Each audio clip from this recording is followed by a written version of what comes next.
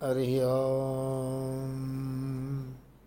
शं नो मित्रस्यं वरुणः शं नो भवत्वर्यमा शं न इन्द्रो बृहस्पतिः शं नो विष्णुरुक्रमः नमो ब्रह्मणे नमस्ते वायो त्वमेव प्रत्यक्षं ब्रह्मासि त्वामेव प्रत्यक्षं ब्रह्म वदिष्यामि ऋतं वदिष्यामि सत्यं वदिष्यामि तन्मामवतु तद्वक्तारमवतु अवतु माम् अवतु वक्तारम्। ओम शांति शांति शांति। నెక్స్ట్ లెక్చర్ సూర్యుడు ఈశ్వరుడు. ఇక్కడి నుంచి నేను లాస్ట్ లెక్చర్లో చెప్పినట్టుగా ఈ లెక్చర్స్ కొంచెం డెప్త్లో ఉంటాయి, జాగ్రత్తగా అర్థం చేసుకోండి. ప్రతి ఇంట్లోనూ ఒక యజమాని ఉంటాడు. ఆ యజమాని అయాం నేను అని అంటారు. అతని అధీనంలోనే ఈ శక్తులన్నీ పనిచేస్తాయి. అతన్ని సూర్యుడిని అంటారు. మనుషుల్లోనూ కొన్ని జీవరాశుల్లోనూ సూర్యుడిని ఈగో అహం అని అంటారు. ముక్త జీవుల్లో ఉన్న సూర్యుడిని అయాం ఈశ్వరుడు గురువు అని అంటారు. పరమాణువుల్లోనూ అణువుల్లోనూ అతన్ని కేంద్రం న్యూక్లియస్ అంటారు. ఖనిజములలో కూడా పరమాణువు కేంద్రకము వీటి ప్రతిరూపాలు ఉంటాయి. రాశారు. ఈ లెక్చరు కొంచెం అడ్వాన్స్డ్ లెక్చర్. ఇది ఏం చెప్తున్నారు అన్నట్లయితే, నేను చెప్పాను కదా మీకు, ఈ ముందుకి వెళ్ళే కొలది ఈ లెక్చర్స్ తాలూకు డెప్త్ పెరుగుతూ ఉంటుంది. నేను చెప్పాలంటే మన స్పిరిచువల్ అస్ట్రాలజీ థర్డ్ లెవెల్లోకి వెళ్ళడానికి ముందు ఈ లెక్చర్స్ అన్నీ కూడా బాగా మన మైండ్లో ఈ థీరీస్ అన్నీ కూడా బాగా ఎస్టాబ్లిష్ అవ్వాలి. సూర్యుడు ఈశ్వరుడే, సూర్యుడినే ఈశ్వరుడిగా ఎట్లాగ మనం భావన చేయాలి. ఈశ్వరుడు అనగానే ఇక్కడ మనం ఈ బ్రహ్మ విష్ణు మహేశ్వరుల్లో ఉండే ఈశ్వరుడిగా మీరు అనుకోవద్దు. ఈశ్వరుడు అంటే ఇక్కడ ప్రభువు అధిపతి అని అర్థం. అది అర్థం చేసుకోవాలి. ప్రతి ఇంట్లోనూ ఒక యజమాని ఉంటాడు. యజమాని అయాం నేను అని అంటారు. ఇక్కడ ప్రతి ఇంట్లో అంటే మనం ప్రతి శరీరంలోనూ ప్రతి జీవులోనూ అని అట్లా అర్థం చేసుకోవాలి. దీని అయాం అని నేను అని అంటారట. అతని అధీనంలోని ఈ శక్తులన్నీ పనిచేస్తాయి. అతన్ని సూర్యుడు అని అంటారు.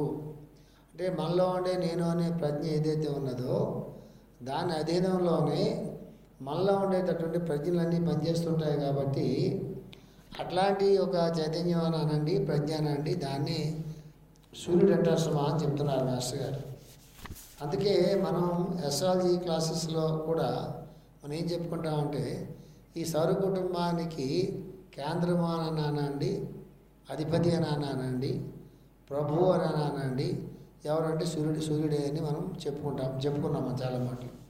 అట్లాగే మన జాతకంలో కూడా మన కుటుంబానికి కేంద్రం అయినటువంటి వాడు, మన కుటుంబానికి అధిపతి అయినటువంటి వాడు, మన తండ్రి ఎవరైతే ఉంటారో ఆ తండ్రి గురించి కూడా తెలుసుకోవాలనుకుంటున్నప్పుడు మన జాతకంలో ఉండేటటువంటి సూర్యుడిని మనం చూసుకుంటాం. ఇది మన చాలా మాటలు నేను మీకు రిమైండ్ చేశాను. అట్లాగే ఒక జాతకంలో ఆత్మబలం ఎలా ఉంటుంది, మనోబలం ఎలా ఉంటుంది, ఎంత సంకల్ప శక్తి అనేది ఉంటుంది అనేటటువంటి దాన్ని తెలుసుకోవాలనుకుంటున్నప్పుడు ఆ హారోస్కోప్లో ఉండేటటువంటి సూర్యుడి తాలూకు స్థితిని బట్టి, బలాన్ని బట్టి ఒక మనిషిలో ఎంత ఆత్మబలం ఉంటుంది అనేటువంటిది మనకి తెలుస్తుంది. ఆత్మబలం అంటే అర్థం ఏంటంటే, దేనైనా ఒక పని సాధించదలుచుకుంటున్నప్పుడు ఆ పనిని సాధించేంత వరకు కూడా ప్రయత్నం చేయటం, ఆ పనిని సాధించటం. అట్లాగే ప్రాణశక్తికి, ప్రజ్ఞకి, చైతన్యానికి అన్నిటి కూడా సూర్యుడే అధిపతి. కాబట్టి ఎవరెవరి జాతకాల్లో అయితే సూర్యుడు చాలా మంచి స్థానాల్లో ఉంటాడో వాళ్ళు నాయకులుగా ఉండడానికి కానీ, 10 మందిని నడిపించడానికి కానీ, తర్వాత ధీరత్వాన్ని పొందడానికి కానీ, మంచి తెలివి ఉండడానికి కానీ, అన్నిటికన్నా ముఖ్యంగా ఇతరులు వీళ్ళ పట్ల ఎక్కువ ఆకర్షితులు అవ్వటం కానీ, లేకపోతే వీళ్ళ ఆజ్ఞల్ని పాటించడం కానీ జరుగుతూ ఉంటుంది. ఎప్పుడు సూర్యుడు అనేటటువంటి వాడు జాతకంలో చాలా బలంగా ఉన్నప్పుడు. ఈ సూర్యుడు అనేటటువంటి వాడు జాతకంలో బలంగా ఉండటం అనేది ఒకటి. ఇదే సూర్యుడు మనకి శ్రీశ్రీ గారు ఒక చెప్తారు, ఆత్మవిశ్వాసానికి అహంకారానికి తేడా గుణితమే సుమా అని చెప్తారు. నేను ఈ పని చేయగలను, ఇది ఆత్మవిశ్వాసం. నేనే ఈ పని చేయగలను అనేది అహంకారం. నేనేకి గుణితమే తేడా. ఐ విల్ డూ ఇట్ అనేది, I can do it, I will do it అనేటటువంటిది అది కాన్ఫిడెన్స్, సెల్ఫ్ కాన్ఫిడెన్స్. అది I can only do it అనేది ఈగో ప్రాబ్లం. అది ఈ రెండిటికి ఐ కెన్ అనేది ఈగో ప్రాబ్లం అనుకోకలే. I'm the only person who can do it అనేది ఈగో. అదే సూర్యుడు ఆత్మబలంగా పనిచేస్తాడు, అదే సూర్యుడు అహంకారంగా కూడా పనిచేస్తూ ఉంటాడు. పరిణామ క్రమంలో లోయెస్ట్ ఎవల్యూషన్లో ఉన్నటువంటి వాళ్ళకి ఇదే సూర్య భగవానుడు అహం అనేటటువంటి ఒక లక్షణంగా అహంకారంగా పనిచేస్తూ ఉంటాడు. నేనే పని చేస్తా, నాకే తెలుసు, నేనే అందరికన్నా గొప్పవాడిని అనేటటువంటి ఒక ఫీలింగ్ ఉంటుంది. ఇదే సూర్యుడు ఆధ్యాత్మిక కక్షల్లో పనిచేస్తున్నప్పుడు, ఎవల్యూషన్లో హయ్యర్ లెవెల్స్లో పనిచేస్తున్నప్పుడు ఇదే అహంకారంలో నుంచి నేను అనేటటువంటి ఒక ఆత్మతత్వంలోకి అయాం అంటాం కదా, అది తీసుకెళ్ళినప్పుడు ఆయనే అధిష్ఠించి ఉండి అన్ని లోకాలు నడిపిస్తుంటాడు సుమా అని చెప్తారు. అందుకే భారతీయ సాంప్రదాయంలో కానీ ప్రాచీన జాతుల తాలూకు వేరే జాతుల తాలూకు ప్రాచీన సంప్రదాయంలో కానీ ఖచ్చితంగా వాళ్ళు సూర్యోపాసన చేస్తారు. సూర్యోపాసన చేయడానికి ఫస్ట్ రూల్ ఏంటి?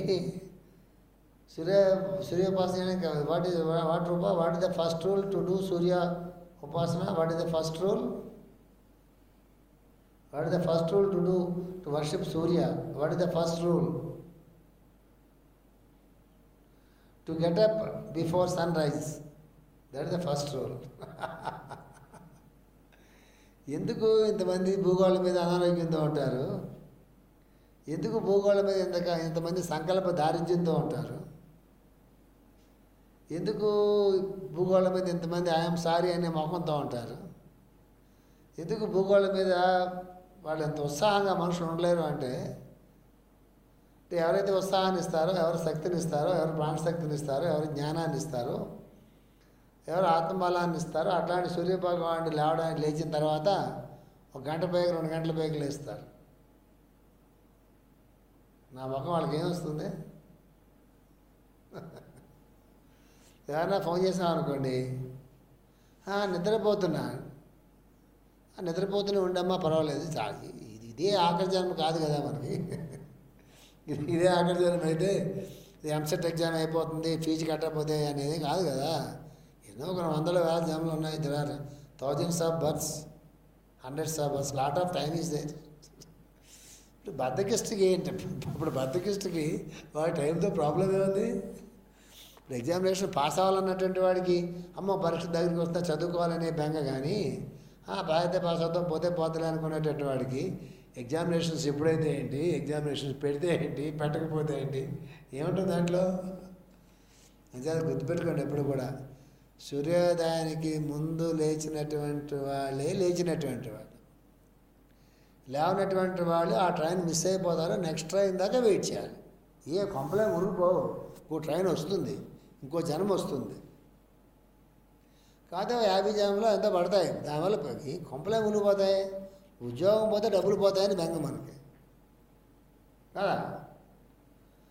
లేదా ఏదో ఉద్యోగానికి వెళ్ళిపోతే ఫ్లైట్ మిస్ అయిపోయాయని బెంగ. ఏదో అదే ఉంటాయి. ఎప్పుడు వెళ్తే ఏంటి అన్నటువంటి వాళ్ళకి ఆ ఫ్లైట్ మిస్ అయితే 2 ఫ్లైట్లు వస్తారు, డబ్బులు ఉండాలి కానీ. అంతే కదా. అది ఇంటర్వ్యూకి వెళ్తాడు అనుకోండి, ఫ్లైట్ మిస్ అవుతుంది, 1 డే ముందే వెళ్తాడు. ఎందువల్ల? ఆ ఇంటర్వ్యూలో మిస్ అయిపోతే ఆ జంలో డబ్బులు రాకపోవచ్చు వాడికి. అదే గుడికి వెళ్తున్నాం అనుకోండి, ఖచ్చితంగా రేపు పొద్దునే గుడికి వెళ్ళాలని రూల్ ఏమైనా ఉంటుందా? 2 days పైగానే గుడికి వెళ్ళొచ్చుగా, 3 days పైన గుడికి వెళ్ళొచ్చుగా. ఇంటర్వ్యూకి వెళ్తున్నాం అన్నంత ఫోకస్, అంత సీరియస్నెస్ ఒక గుడికో ఆశ్రమానికో మరో చోటుకు వెళ్తున్నప్పుడు ఉంటుందా మనకి? గుడి అక్కడే ఉంటుంది, ఎప్పుడూ వెళ్ళొచ్చు. ఆ యాటిట్యూడే మనిషిని సాధనకు దూరం చేస్తుంది.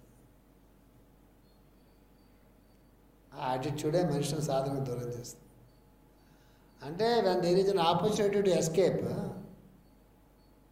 when there is no compulsion, ఆర్థికంగానో మరో రకంగానో అది మనకి కలిసి రాని అయినప్పుడు we take our own time. అదే డబ్బులు వస్తున్నప్పుడు, ఉద్యోగం వస్తున్నప్పుడు, మరొకప్పుడు ఎందుకంత టైం తీసుకోవట్లా అంటే నువ్వు ఏ ప్లేన్లో ఉంది నీ మనస్సు, నీ మైండ్ ఏ ప్లేన్లో పనిచేస్తుంది? జడ్జిమెంట్ ఎలా ఉంది?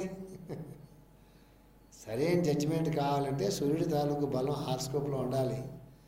హార్స్కోప్లో సూర్యుడు బలంగా లేకపోతే రాదా సార్? ఎందుకు రాదు? సూర్యుడు పైన ఉన్నాడుగా. హార్స్కోప్లో సూర్యుడు చిన్న సూర్యుడు, అసలు పెద్ద ఆయన బయట ఉన్నాడుగా. ఈ భూగోళం మొత్తానికి ఆయన ఒక్కడే సూర్యుడు కదా. మన హార్స్కోప్లో సూర్యుడు మన సొంత సూర్యుడు. వాడిని పట్టుకుని ఆడాడితే మనకే వస్తుంది. కుక్క తోక పట్టుకుని గోదావరి ఈదినట్టుగా ఉంటుంది. మన హార్స్కోప్లో ఉండే సూర్యుడిని, మన హార్స్కోప్లో ఉండే గురుడిని, ఆ గ్రహాలను పట్టుకుంటే అలాగే ఉంటాయి, మారవు కదా. నేను అస్ట్రాలజీ పుస్తకం రాశాను. నా గ్రహాలు నేను మార్చుకోగలనా? నా జాతకం, నా హార్స్కోప్లో వీటిని పట్టుకుంటే ఏమొస్తుంది? స్పిరిచువల్ అస్ట్రాలజీ పర్పస్ ఏంటి తెలుసా? ముందు నీ ఆ కులి జాతకాలు తీసి పక్కన పెట్టరా ఫస్ట్. నీ జాతకం ఎన్నాళ్ళు నీ ముఖం అర్థంలో చూసుకుంటావు. ఆ ముక్కు మారుతుందా, ఆ కళ్ళు మారుతాయా, ఆ కలర్ మారుతుందా, ఆ జుట్టు మారుతుందా, పోయిన జుట్టు ఊడిపోయిన జుట్టు మళ్ళీ వస్తుందా? రోజు అద్దంలో ఎన్నిసార్లు చూసుకున్నా కూడా అదే ముఖం కదా. ఏమొస్తుంది దానివల్ల? అటు ఇటు బుట్టు అడ్డంగా పెట్టుకోకుండా పనికి వస్తుంది తప్ప మన ముఖమే మారదు కదా. అట్లాగే మన జాతకమే మారదు. ప్రతిరోజు కొంత జాతకం చూసుకుంటుంటారు. ఈ జాతకాలు పిచ్చేవాళ్ళు ఉంటారు. వాళ్ళ జాతకం ప్రతిరోజు జాతకం చూసుకుంటూ ఉంటారు. ఎందుకులా చూసుకుంటా ఉంటే ఏం జరిగిపోతుంది ఇవాళ అలాగే ఉంటుంది. ఏం జరగదు, అలాగే ఉంటుంది. జరగకపోతే జరగదు. స్పిరిచువల్ అస్ట్రాలజీ ఏం చెప్తుందంటే, నీ జాతకంలో ఉండే ఆ చిన్న సూర్యుడిని చూసుకుని నువ్వేమి జీవితంలో ముందుకెళ్తారా? ఒక ఆయన పైన ఉన్నాడు. ఆయన సమస్త జీవరాశులకి, మానవులకే కాకుండా సమస్త జీవరాశులకి, భూగోళం మొత్తానికి, సౌర కుటుంబం మొత్తానికి, మిగతా ఏ గ్రహాలను అయితే పట్టుకుని శాంతులు చేయించుకుని ఏడుస్తున్నావో ఆ గ్రహాలకి అన్నిటికీ అధిపతి ఒక ఆయన ఉన్నాడురా. ఆయన ఎవడు? సూర్యభగవానుడు ఒక ఆయన ఉన్నాడురా. ఆయనే నేను అనే కేంద్రం సౌర కుటుంబంలో. ఆయన వల్లే ఈ గ్రహాలు ఉన్నాయి, ఆయన వల్లే ఇవన్నీ ఉన్నాయి, ఆయన వల్లే భూగోళం ఉంది, ఆయన వల్లే నువ్వు కూడా ఉన్నావు. కాబట్టి ఆయన పక్క చూడరా అంటే సూర్యోదయం కన్నా ముందు లేవరా నువ్వు. నీ ముఖాన్ని ముందు పొద్దు పొడవాలి. ఆయన అలాగూ పొద్దు పొడుస్తాడు అక్కడ. సో నీ ముఖాన్ని పొద్దు పొడవాలి కదా. నీ ముఖాన్ని పొద్దు పొడవాలంటే నువ్వు ఎర్లీగా లేవాలి, బ్రాహ్మీ ముహూర్తంలో లేవాలి. అదే ఇంకా మహాయోగులు ఉన్నారనుకోండి, జీవితమే యోగంగా ఉన్నారనుకోండి, వాళ్ళకి బ్రాహ్మముహూర్తం అంటే 3:20 3:40 వాడు అలారం పెట్టుకోకలాడు. ఆ టైం మెలకు వస్తుంది వాడికి. అలారం పెట్టుకోకలాడు లేసుకుంటే వాడికి ఆ 3:30కి వెలుగు వచ్చిన ఫ్రెష్గా ఉంటాడు వాడు. అంటే ఎలా ఫ్రెష్గా ఉంటాడు తెలుసా? ఈ సాఫ్ట్వేర్ పిల్లలు 10 గంటలకు 9 గంటలు 10 గంటలు ఎవరో పెండలు తంతారు, ఉద్యోగంలో వెళ్ళాలి కదా. వీళ్ళు 8 గంటలకు 9 గంటలు వేస్తారు, సగం పళ్ళే తవ్వుతారు. అందరూ కాదు నవ్వుతారు, అందరూ ఏంటి చాలామంది పిల్లలు ఎలగలేచే పిల్లలు చాలామంది ఉంటారు. సాఫ్ట్వేర్ ఏంటి ఇప్పుడు లేటెస్ట్ ట్రెండ్. అది లేటెస్ట్ ట్రెండ్ ఏంటి? సగం పళ్ళుతూ ఉంటాం. అంటే లాస్ట్ మినిట్లో లేస్తే ఏం చేయాలి? ఫ్రిడ్జ్ స్నానం. అందరూ అలా ఎందుకుంటారు? అందరూ అలా అని చెప్పి గృహస్థులు అందరూ ఎర్లీగా లేస్తారేంటి? గృహస్థుల్లో కూడా మరి 7 గంటలు 8 గంటలు లేచేవాళ్ళు లేరు. మామూలుగా ఎక్కువ మంది పిల్లలు మన వాళ్ళు కూడా చెప్తాం, అందుకంటే వాళ్ళకి ఏం బ్రాండ్ చేయట్లేదు. ఎవరైతే లేటుగా పడుకుంటారో వాళ్ళు లేటుగా లేస్తారు. This is rule. చిన్నపిల్లలైనా పెద్ద పిల్లలైనా ఎవరైనా సరే. సాఫ్ట్వేర్ పిల్లలకి ఎప్పుడూ కంప్యూటర్స్తో ఉంటారు కాబట్టి వాళ్ళకి కంప్యూటర్స్తోనే వాళ్ళ జీవితం కాబట్టి అన్నీ కంప్యూటర్స్తోనే వాళ్ళు పూర్తి చేసుకుంటారు. ఏంటి మరుసటి రోజు ఏ పనులు చేయాలో దగ్గర నుంచి మొత్తం అంతా కంప్యూటర్ ఫీడ్ చేసి పెట్టుకోవడం అలవాటు అయిపోతుంది కాబట్టి ఎక్కువ time they spend more time on the computer. Nervous మీద ఇంపాక్ట్ ఖచ్చితంగా ఉంటుంది, బ్రెయిన్ సెల్స్ మీద ఇంపాక్ట్ ఖచ్చితంగా ఉంటుంది, నర్వస్ సిస్టమ్ మీద దాని తాలూకు ఇంపాక్ట్ 100% ఉంటుంది. గ్రాడ్యువల్గా నర్వస్ ఎబిలిటీస్ వస్తాయి, ఖచ్చితంగా నర్వస్నెస్ వస్తుంది, యాంగ్జైటీ వస్తుంది, గ్యాస్ట్రిక్ ప్రాబ్లమ్స్ లాంటివి వస్తాయి, న్యూరాలజీ లాంటి ప్రాబ్లమ్స్ వస్తాయి, చాలా ప్రాబ్లమ్స్ వస్తాయి ఎప్పుడు కంప్యూటర్ ఉన్నటువంటి వాడికి.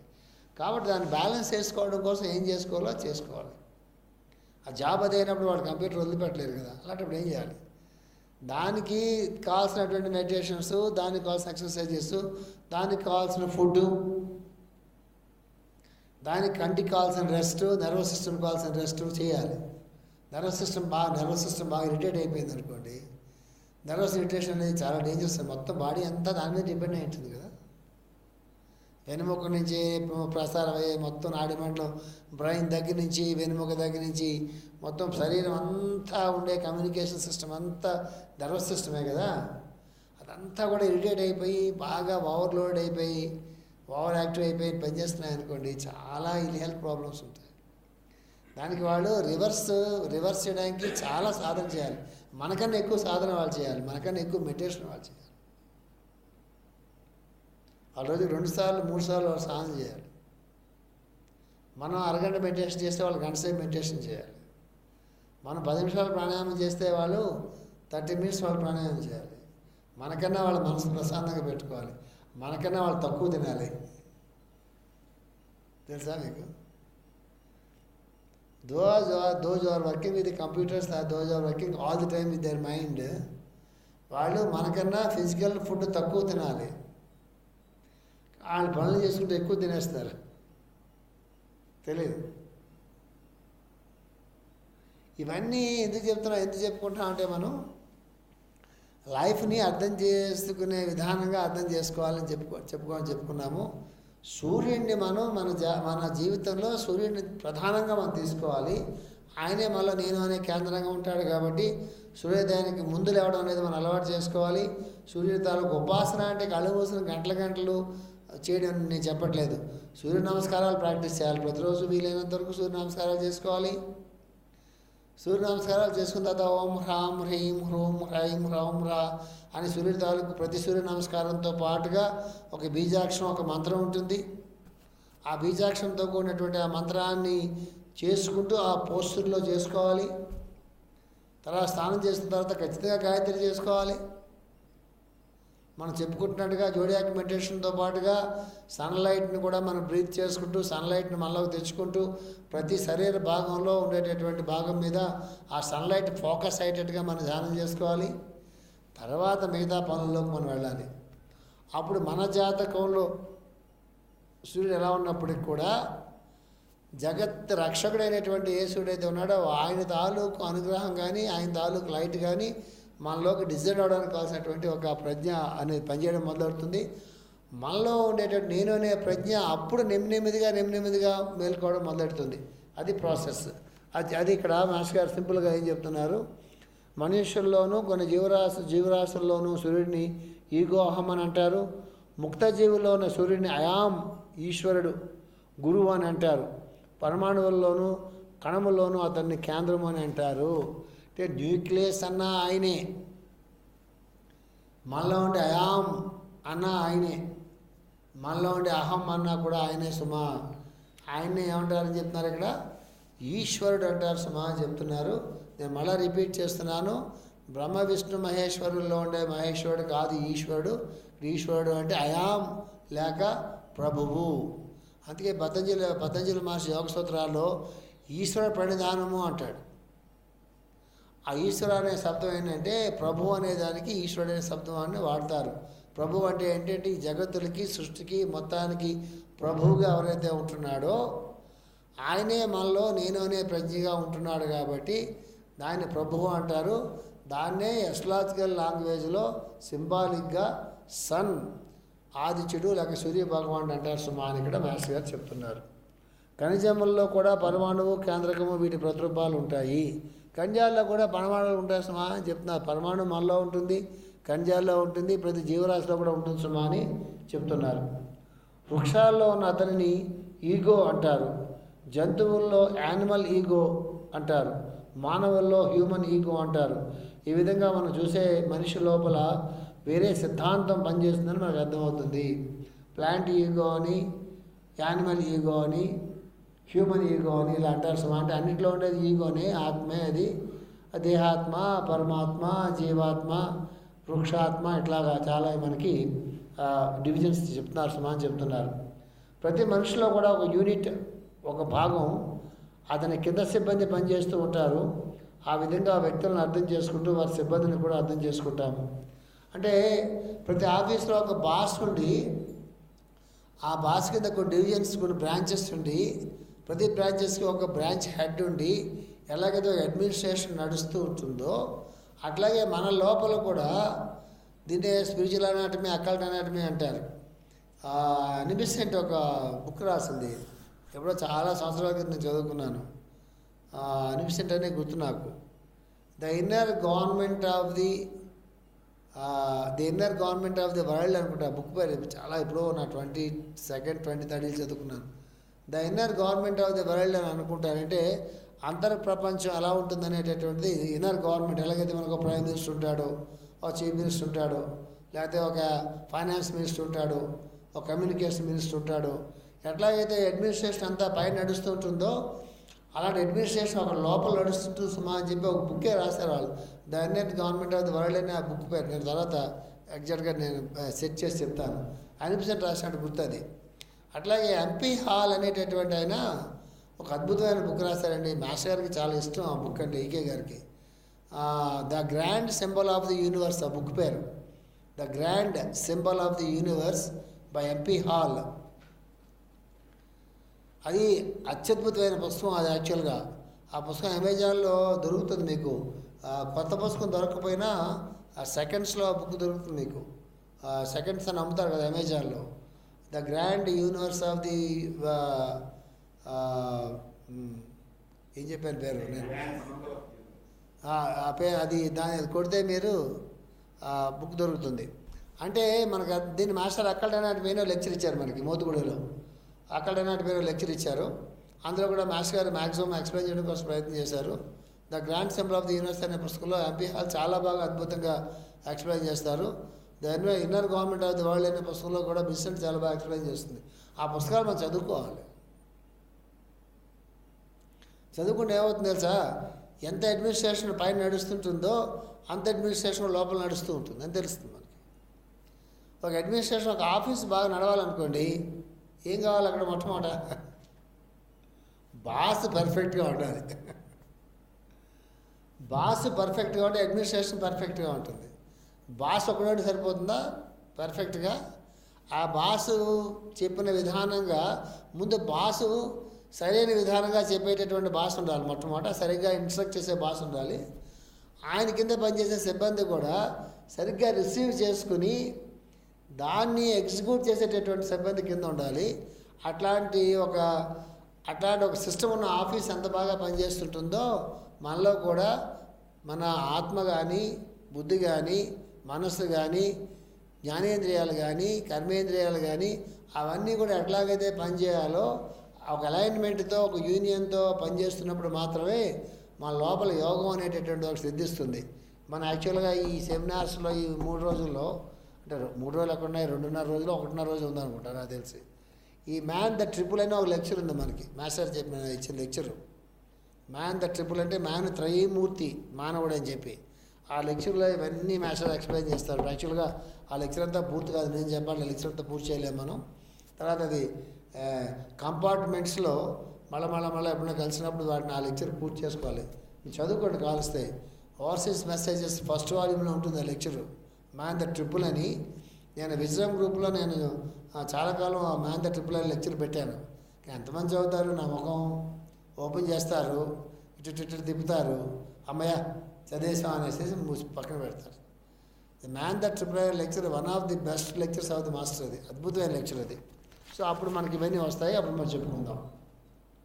ఓకే, ప్రతి మనిషి కూడా ఒక యూనిటే, అతని కింద సిబ్బంది పనిచేస్తూ ఉంటారు. ఆ విధంగా వ్యక్తులను అర్థం చేసుకుంటూ వారి సిబ్బందిని కూడా అర్థం చేసుకుంటాము. జ్యోతిష్ శాస్త్రం యొక్క ముఖ్యమైన ప్రయోజనాల్లో ఇది ఒకటి. నీవు అవగాహన చేసుకుంటున్న కొలది నీ జీవితం అర్థవంతమవుతుంది. నీ జీవితంగా ఉండటం అయిపోయి అఖండంగా ఉన్న ఒక జీవితం ప్రారంభమవుతుంది అని చెప్తున్నారు. ఏం చెప్తున్నారు మాస్టర్ ఇక్కడ? One of the main purpose of astrology is, నువ్వు అవగాహన చేసుకుంటున్న కొలది నీ జీవితం అర్థవంతం అవుతుంది సుమా అని చెప్తున్నారు. అర్థవంతం అవుతుందంటే అర్థం ఏంటి తెలుసా? అదొక పర్పస్ఫుల్ లైఫ్ అవుతుంది, ఒక మీనింగ్ఫుల్ లైఫ్ అవుతుంది. ఆ జీవితానికి ఒక లక్ష్యం ఉంటుంది, ఆ జీవితానికి ఒక ప్రయోజనం ఉంటుంది. ఇది దేన్ని అర్థం చేసుకోవాలి, దేన్ని ఎలా అర్థం చేసుకోవాలో దాన్ని అట్లాగే అర్థం చేసుకోవాలి. ఒకదాన్ని ఇంకొకలాగా అర్థం చేసుకోవడానికి వీలు లేదు. మనం ఏం చేస్తాం మామూలుగా ఇదంతా కూడా యోగ శాస్త్రంలో టెక్నికల్ టర్మ్స్లో ఎక్స్ప్లెయిన్ చేస్తారు. మన టెక్నికల్ టర్మ్స్ని తీసేసి మాస్టర్ గారు మామూలు టర్మ్స్లో చెప్తున్నారు. అదే పతంజలి యోగ సూత్రాల్లో ఇవన్నీ కూడా టెక్నికల్ టర్మ్స్లో ఎక్స్ప్లెయిన్ చేస్తాడు. మనం ఎక్కువ అపార్థం చేసుకుంటాం, అర్థం చేసుకోం. అంటే దేని గురించి దేన్ని ఉపయోగించాలనేటటువంటిది సాధారణంగా మనం దానికి తప్ప అన్నిటి గురించి ఉపయోగిస్తాం. ఇది అంతే కదా, లైఫ్ అంతా అట్లాగే ఉంటుంది. మనది ఏది చూసుకున్నా అంటే శబ్ద స్పర్శ రూపరస గంధాలు అని అంటాం మనం. శబ్దము, స్పర్శము, రూపము, రసము, గంధము అంట 5. ఐదింటిని సక్రమంగా మనం ఉపయోగిస్తాం. ఉపయోగించాం కదా. గంధము అన్నారు. గంధము అంటే ఏంటి? వాసన కదా. మంచి సువాసన అన్నారు. ఎక్కడి నుంచి వస్తుంది అది సువాసన? పుష్పాల్లోంచి మాత్రమే వస్తుంది. ఎక్కడి నుంచి వస్తుంది? ఒక సంపెంగ పువ్వు, ఒక మల్లె పువ్వు, లేకపోతే గులాబీ పువ్వు, వాటిలోంచి మాత్రమే వస్తుంది. కెమికల్ పెర్ఫ్యూమ్లోంచి వస్తుందా? కాదు కదా. అట్లాంటి ఒక మంచి సువాసన అంటే ఎక్కడంటే ఆ పూల తోటలు పెంచి పూల తోటల మధ్యలో కూర్చుంటే సువాసన వస్తుంది. అయితే ఒక మంచి తులసి వనంలో కూర్చుంటే ఆ తులసి వనం తాలూ సువాసన వస్తుంది. మనం 3 పూట్ల సెంట్లే కొట్టుకుంటూ ఉంటాం, అదంతా కెమికలే ఉంటుంది.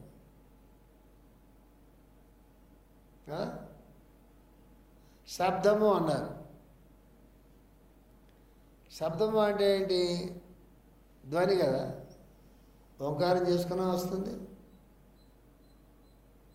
కళ్ళు మూసుకుని అదే స్పందనలో వింటున్నా శబ్దం మనకు వినిపిస్తూ ఉంటుంది. చెవులు మూసుకునే చెవుల్లో 2 చెవుల్లో చేతులు పెట్టిన కళ్ళు మూసుకున్నా కూడా ఓంకారం చేసుకుంటే భ్రామరి అంటాం మనం. ఓంకార నాదం వినిపిస్తూ ఉంటుంది. లేదు ఎవరైనా మంచి గానం చేస్తుంటే, భజన చేస్తుంటే అది కూడా మనకి ఆ ధ్వని అని వినిపిస్తుంటుంది. ఇది కాకుండా డ్రమ్స్ పెట్టుకుని, మ్యూజిక్ పెట్టుకుని మనం దబ దబ దబ డ్రమ్స్ కొడుతూ పెట్టుకున్నాం అనుకోండి, అందరూ వింటూ ఉంటారు కదా పిల్లలందరూ, అది కూడా ధ్వనే కదా. అరుచుకుంటున్నాం అనుకోండి, వాదించుకుంటున్నాం అనుకోండి, ఆర్గ్యుమెంట్స్ చేసుకుంటున్నాం అనుకోండి, అది ధ్వనే కదా కదా. మంచి సంగీతంతో ఏ త్యాగరాజ కీర్తనలో వింటాం కూడా వింటమే, అంటావా అని వింటాం కూడా వింటమే, 2 కూడా ధ్వనే కదా కదా. క్రమక్రమంగా అంటావా అనే దానిలోంచి మనకి ఓం అంటావా అనే చోటుకు వెళ్ళడానికి కొన్ని 100 జన్మలు పడుతుంది. అది ఇష్టపడ్డానికి మనం అంటావా అంటే వచ్చే ఊపు మళ్ళీ ఉంటుంది కొంత స్వర వైబ్రేషన్స్. ఓం అంటే వస్తాయా? చూసారా? అట్లాగా శబ్ద స్పర్శ రూపరస గంధాలు అంటాం చూసారా. అవి 5 మనం పూజల్లో వాడతాం. మనం యాక్చువల్గా ఘంటానాదం కదా, మంత్రోచ్చారణ, గంధం పూయటం, దీపం వెలిగించటం, మంచి అగరబత్తి పెట్టడం. ఏది పెడితే అగరబత్తి పెడితే పూజ అవ్వదు అక్కడ. అది ఏ శాండిలో లేకపోతే ఏ రోజ్ ఫ్లవరో, మంచి ఫ్లవర్స్తో ఉండేటటువంటి ఆర్గానిక్గా ఉండేటటువంటి మంచి ఫ్లవర్స్తో ఉన్నటువంటి అగరబత్తి పెడితేనే ధూపం అవుతుంది. లేదా మంచి సాంబ్రాణి, కెమికల్ కాంది, అదే ధూపం అవుతుంది. ఎందుకు? భగవంతుడికి అక్కర్లే ఆయనకి. ఆ ధూపాన్ని పీల్చేది ఎవరు? మనం, మన లంగ్స్. అంటే ఇక్కడ అర్థం చేసుకోవాల్సింది, భగవంతుడికి చేస్తున్నాం అనుకుంటూ మనం ఏం చేసుకుంటున్నాం? అది మన కోసం మనం చేసుకుంటున్నాం, కానీ భగవంతుడి కోసం చేస్తున్నామని ఆయనకి అర్పణ చేసిన తర్వాత మనం తీసుకుంటున్నాము. ఫైనల్గా తీసుకునేది ఎవరు? మనవా భగవంతుడా? ఆయన చేసుకుంటాడు అవన్నీ. కాబట్టి జీవుడు దేవుడు ఇద్దరు కూడా కలిసి సైమల్టేనియస్గా నడుస్తూనే ఉంటారు, గుర్తుపెట్టుకోవాలి. ఆహారం తీసుకుంటున్నా, మనం మాట్లాడుతున్నా, మరొకటి చేస్తున్నా, ఆయన పరంగా చేసినా కూడా తిరిగి మళ్ళీ ఆయన మనకే ఇస్తున్నాడు. కాబట్టి అవి మనమే వాడుకుంటున్నాం. కాబట్టి ఈ జీవితం మంద, కాబట్టి ఇది సక్రమంగా నడవాలి. కాబట్టి ఈ వ్యవస్థ సక్రమంగా నడపాలంటే దానికి అవగాహన కావాలి. ఎలాంటి అవగాహన కావాలంటే అది కేవలం ఆధ్యాత్మిక పరము, యోగ పరము కాకుండా ఆరోగ్యపరమైన అవగాహన కావాలి, మానసికపరమైన అవగాహన కావాలి, ఆధ్యాత్మికపరమైన అవగాహన కావాలి, జీవితపరమైన అవగాహన కావాలి. చాలా అవగాహన ఉండాలి. ఇది అంత ఈజీ కాదు. అంటే ఎట్లా పట్ల అట్లా జీవితం మెకానికల్గా లైఫ్ అంతా వెళ్ళిపోతుంది. అదే లైఫ్ మెకానికల్ వెళ్ళిపోతూనే ఉంటుంది. లైఫ్ మెకానికల్గా వెళ్ళిపోతున్న లైఫ్ అంతా వేరు, ఒక ప్రోగ్రామ్ చేసుకుని లైఫ్ జీవించడం వేరు. అందుకే ఇది ఎలా ప్రాక్టీస్ చేయాల్సిన లైఫ్లో మీరు ఎవరైనా సరే నిజంగా లైఫ్ని ఒక మీనింగ్ఫుల్గా చేసుకుందాం అనుకున్నటువంటి వాళ్ళు ప్రతిరోజు లైఫ్ని వాళ్ళు ప్రోగ్రామ్ చేసుకోవాలి. మరుసటి రోజు ఇవాళ తారీఖు 23 అనుకుందాం. 23 24 అనుకుందాం.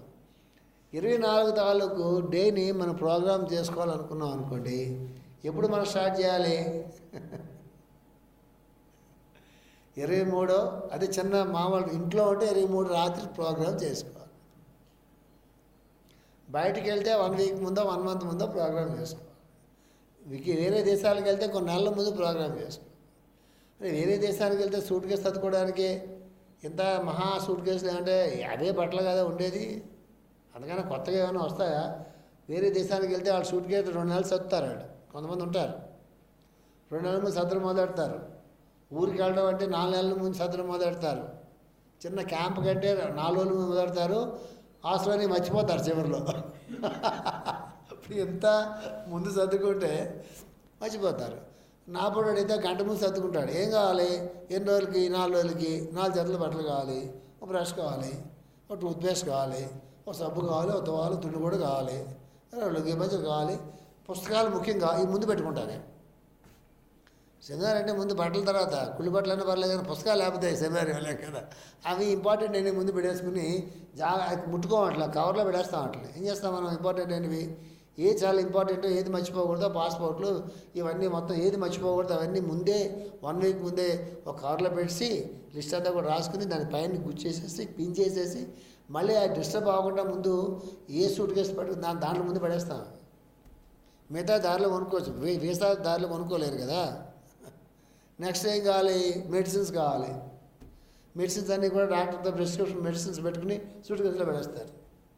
చివరిలో ఆఖరిని ఏంటి, ఏది మనకి చాలా గొప్ప మంచి బట్టలు కావాలిగా ఫంక్షన్కి వెళ్తే ఈ దరిద్రం అంతా చివరిలో చేయాలి. ఏ బట్టలు అయితే ఏంటి ఓ ఫంక్షన్కి సినిమాకి వెళ్తున్నప్పుడు ఆ బట్టలు గెట్లు టూత్పేస్ట్లు లేకపోయినా కొనుక్కోవచ్చు, ఎక్కడ షాపుల్లో అమ్ముతారు. అది లైఫ్ ఆర్గనైజ్ చేసుకోవడం అంటే. మనం ఏం చేస్తాం తెలుసా? మనం ఏం చేస్తాం? అక్కర్లేని చెత్త అంతా ముందు పెట్టుకుంటాము, చాలా ఇంపార్టెంట్ అయింది చివరిలో పెట్టి మర్చిపోతాం అట్లనే. That is life. అందుకే చాలా గందరగోళంగా ఉంటుంది. లిటరల్గా రాసుకోవాలి అని అడిగితే, లిటరల్గా బుక్ తీసుకుని రాసుకోవాలి. ఎన్ని గంటలు లేవాలి, లేవగానే ఏం చేయాలి, రేపు పొద్దున ఏం టిఫిన్ చేసుకోవాలి, అది రాసుకోవాలి. అప్పుడు లేచి ఇట్టు ఏముంటుంది పడేది కాదు. అది వీలైనంత వరకు అది ఆర్గానిక్గా వీలైనంత వరకు అది ఆ టిఫిన్ మన పొట్టకి సూట్ ఏది కావాలి మంచిది ఆరోగ్యపరంగా. మధ్యాహ్నం ఏం వండుకోవాలంటే ఏం వండుకోవాలి, కూరగాయలు ముందు తెచ్చి పెట్టుకోవాలి. ఇవన్నీ అందరూ చేస్తారు, మనం చేసుకుంటాం మామూలుగా. అటు చేసుకున్నటువంటి వాళ్ళు హాయిగా ఉండలేదు, ఇంట్లో పోటాడుకుంటారు. లేకపోతే ఇది లేదు అది లేదు, నువ్వు తేలేదు, నువ్వు ఎందుకు తీసుకురాలేదు, నీకు తీసుకురామని చెప్పాను కదా. ఇదంతా ఇప్పుడు లాస్ట్ మినిట్లో మనం ప్రోగ్రామ్ చేసుకుంటే లాస్ట్ మినిట్ ప్రోగ్రామ్ అలాగే ఉంటుంది. ఇప్పుడు అర్థం చేసుకోండి, ఇంత చిన్న జీవితంలో ఒక రోజులో ఇంత గందరగోళం పడిపోయి డిస్కషన్ పెట్టిన ఆర్గ్యుమెంట్ పెట్టుకుని నువ్వు ఎందుకు చేయలేదు, ఇది నీ బాధ్యత కదా, ఇది నా బాధ్యత, నేను మనం చేశాను కదా, నువ్వు ఇవాళ చేయొచ్చు కదా అని చెప్పి ఎంత సెలక్షన్ చేసుకుంటామే.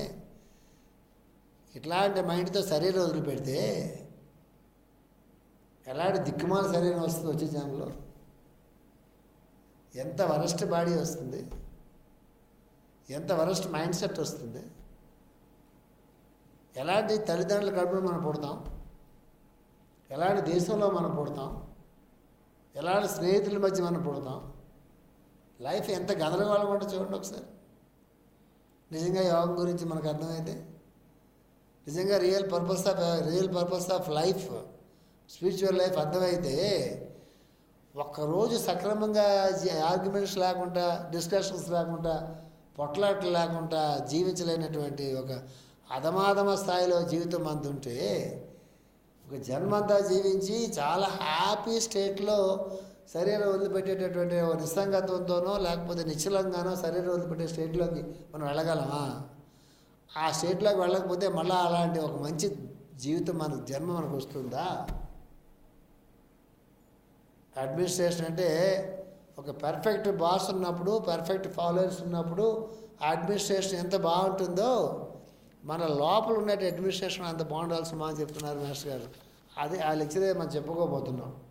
జ్యోతిష్ శాస్త్రం యొక్క అంటే అర్థవంతం అవడం అంటే ఏంటంటే ఆ లైఫ్కి మనం పని చేస్తే అది మీనింగ్ఫుల్గా ఉండాలి, అది పర్పస్ఫుల్గా ఉండాలి. జీవితంలో మన వెనక్కి తిరిగి చూసుకుంటే మనం చేసిన ప్రతి పనికి కూడా ఒక ప్రయోజనం ఉండాలి, ఒక ప్రయోజనం ఉండాలి. గుర్తుపెట్టుకోండి, ఒక ప్రయోజనం లేకుండా మెకానికల్గా ఎప్పుడూ జీవితాన్ని జీవించకూడదు. గుర్తుపెట్టుకోండి. మాస్టర్ గారు ఒక ఎగ్జాంపుల్ చెప్తూ ఉంటారు. ఉదయం లేస్తాట, ఈ మాస్టర్ ఎగ్జాంపుల్ అది, లేవగానే పళ్ళు తోముకుంటాడట. ఎందుకు పళ్ళు తోముకుంటాడు తెలుసా? కాఫీ తాగాలి కాబట్టి పళ్ళు తోముకుంటాడట. అందుకే పళ్ళు తోముకోవాలి. కాఫీ తాగి టిఫిన్ చేస్తాడట. ఎందుకట అంటే ఆఫీస్కి వెళ్ళాలట. ఆఫీస్కి వెళ్తాడట. ఎందుకు వెళ్తాడట అంటే నెలాఖరి జీతం రావాలట. చూసారా? ఎందుకు పళ్ళు తోముకుంటారా, ఎందుకు స్నానం చేస్తారా అంటే ఆఫీస్కి వెళ్ళడం గురించట. కాఫీ టిఫిన్ చేయడం గురించి దాని గురించట. టిఫిన్ కాఫీ ఎందుకు తాగుతున్నారా గబగబా అంటే ఆఫీస్కి వెళ్ళడం గురించట. ఆఫీస్కి ఎందుకు వెళ్తున్నారా అంటే జీతం వస్తుంది కదా నెలాఖరికి, దాంతో మన జీవితం గడవాలి కదా అంట. ఇది మెకానికల్ లైఫ్ అంటే. పళ్ళుతో కూడా కాఫీ తాగడం గురించా? పళ్ళుతో కూడా ముందు రోజు అంతా కుళ్ళంతా పేరుకుంటుంది కాబట్టి దాంతోపాటుగా తాగినా తిన్నా అదంతా లోపుకి వెళ్తే అదంతా పాయిజన్ అవుతుంది కాబట్టి పళ్ళుతో అనుకుంటారు. ఎంతో స్నానం చేస్తారు. నిద్రలో స్వెట్స్ పడతాయి కదా, స్వెట్టింగ్ అంతా అవుతుంది కాబట్టి ఎన్నో కణాలు మనలో, ఎన్నో కణాలు, జీవ కణాలు అలా చచ్చిపోతుంటాయి కదా, డెడ్ సెల్స్ అంటాం అంటూ మనం. ఏదైనా కొన్ని లక్షలు చచ్చిపోతూ ఉంటాయి, కొన్ని లక్షలు పుడుతూ ఉంటాయి. చచ్చిపోతున్నటువంటి అన్ని శరీరంలో ఉంటాయి కాబట్టి అవన్నీ క్లీన్ చేసుకుని ఆ స్వెట్ పోర్స్ అన్నీ క్లియర్గా ఉండి ఆ డెడ్ సెల్స్ అన్నీ కూడా మనం రోజు క్లియర్ ఆఫ్ చేసుకుంటూ ఉంటే కొత్త కణాలు ఇంకా యాక్టివ్గా పుట్టడానికి అవకాశం ఉంటుంది. ఆ లేయర్ అంతా డెడ్ సెల్స్తో ఉండిపోతే ఏమవుతుంది, కంపు కొడుతుందట. కంపు కొడితే డెడ్ సెల్స్ కంపు కొడుతూ ఉంటాయి. ఆ డెడ్ సెల్స్ అన్నింటినీ కూడా మనం రిమూవ్ చేసుకుని ఫ్రెష్గా అట్టి పెట్టుకుంటే కొత్త సెల్స్ వస్తాయి. ఆ శరీరం కంపు కొట్టదు, అనారోగ్యం రాదని చెప్పి అందుకోసం స్నానం చేయాలి. అంతే కదా. ఎందుకు టిఫిన్ చేయాలరా అంటే టిఫిన్ చేయకపోతే రోజంతా పని చేయాలి కాబట్టి ఫాస్టింగ్ ఉంటాం. బ్రేక్ఫాస్ట్ అంటాం కదా. రేపు ఉదయం మా ముందు రోజు రాత్రి 9 గంటలకి 8 గంటలు 7 గంటలుగా తింటే మధ్యలో 8 గంటల దాకా 12 గంటలు ఫాస్టింగ్ ఉంటుంది కాబట్టి శరీరానికి ఆ శక్తి కావాలి కాబట్టి దాన్ని బ్రేక్ చేసి శరీరంలో దానికి ఏదో పొట్టలో పడేస్తే శరీరానికి శక్తి వస్తే ఆ రోజు అస్తమానం మనం పని చేసుకోవడానికి శక్తి ఉంటుంది కాబట్టి అందుకు మనం అల్పాహారం అనేది బ్రేక్ఫాస్ట్ తీసుకుంటాం. అంతేగాని ఆఫీస్కి వెళ్ళడం అనే పాయింట్ ఎక్కడ ఉంది? ఇక్కడ ఆఫీస్కి వెళ్ళకపోతే నువ్వు బ్రేక్ఫాస్ట్ మానేస్తున్నావా? లేదు కదా. ఎందుకు ఆఫీస్కి వెళ్తున్నావా అంటే డబ్బుల గురించి. అందుకే గవర్నమెంట్ ఇటు డబ్బులు ఇస్తుంది. ఆ ఫైల్స్ ఫ్రీ చేయి, ఆ ఇంజనీరింగ్ వర్క్ చేయి, ఆ డాక్టర్ వర్క్ చేయి, ఇంకో వర్క్ చేయి, ఇంకో వర్క్ చేయి. అవన్నీ కూడా జనాలకు పనికొచ్చేవి, దేశానికి పనికొచ్చేవి, సమాజానికి పనికొచ్చేవి, మానవ శ్రేయస్సుకి పనికొచ్చేవి. అది అన్ని పనులు మనం చేసే పనులు అవే కదా. ఆ దృష్టి చేసి పని చేస్తే ఎలా ఉంటుంది? ఫస్ట్ తారీఖు ఎప్పుడు వస్తుందా, ఎప్పుడు జీతం వస్తుందా బాబు, ఈ దిక్కుమాల వర్క్ అంతా చేయాల్సి వస్తుంది పని చేశాడు అనుకోండి, వచ్చే చెప్పిన వాడికి చదువుకున్న ఉద్యోగం రాదు. అడిగి వాళ్ళే ఉద్యోగాలు వాళ్ళందరూ. అంటే గవర్నమెంట్ డబ్బులు ఇచ్చి ఉద్యోగం చేయమన్నప్పుడు డబ్బుల కోసం ఉద్యోగం చేసే అవసరం లేదు. డబ్బులు ఎలాగో వస్తాయి కదా. దేని గురించి ఆ సీట్లో కూర్చోబెట్టారో ఆ పని నువ్వు అర్థవంతంగా ప్రయోజనకరంగా చేస్తే ఇంకొంచెం బాగా పని చేస్తావు కదా. నీ వల్ల 10 మందికి సేవ జరుగుతుంది కదా, 10 మంది సహాయం జరుగుతుంది కదా. అది గుర్తుపెట్టుకుని పని చేస్తే సమాజం ఎంత బాగుంటుంది, మానవ సంబంధాలు ఎంత బాగుంటాయి, దేశ ఆర్థిక పరిస్థితి ఎంత బాగుంటుంది, మానసిక పరిస్థితి ఎంత బాగుంటుంది. నువ్వు ఎక్స్ట్రా అయినా వర్క్ చేయాలా? అక్కడ అక్కర్లేదు కదా. అదే 8 గంటలు పని చేస్తున్నావు, కానీ అది అర్థవంతంగా చేయాలి. ఎందుకోసం ప్రభుత్వం నియమించిందో ఆ పని అనేది మనం త్రికరణ శుద్ధిగా అది ఒక సేవాభావంతో సేవలాగా చేయాలి, డబ్బులు తీసుకుంటున్నప్పుడు కూడా. అది అర్థవంతంగా చేయడం అంటే. అది మీరు వంట చేయండి, లేకపోతే ఇంకొక పని చేయండి, లేదా ఇల్లు సర్దుకోండి, వ్యాపారం చేయండి, ఉద్యోగం చేయండి, ధ్యానం చేయండి, యోగం ఏ చేసినా కూడా మీనింగ్ఫుల్గా చేయాలి సుమా అని చెప్తున్నారు మాస్టర్ గారు. మెకానికల్గా మాత్రం చేయదు సుమా అని చెప్తున్నారు. అది ఇక్కడ అర్థవంతం ఉండేది. మామూలుగా మనం జీవిస్తున్నప్పుడు కూడా జీవితమే కానీ అందులో సంఘర్షణ ఉంటుంది. మామూలుగా మనం జీవిస్తే జీవితం దాంట్లో ఏముంటుంది, మనకి సంఘర్షణ ఉంటుంది. ఈ సంఘర్షణ దీన్నే బంధము అంటారు. సంఘర్షణ అంటే బంధమే. సంఘర్షణ అంటే చాలామంది అనుకుంటారు మనిషితో మనిషి పోట్లాడుకోవడం అనుకుంటారు. మనిషితో మనిషి పోట్లాడుకోవడం అనేది నా దృష్టిలో అంత పెద్ద సంఘర్షణ కాదు. అంత సంఘర్షణ ఉంటుంది, డిస్సాటిస్ఫాక్షన్ ఉంటుంది, ఇంటర్నల్ స్ట్రగుల్ ఉంటుంది, అన్హ్యాపీనెస్ ఉంటుంది. That is more dangerous.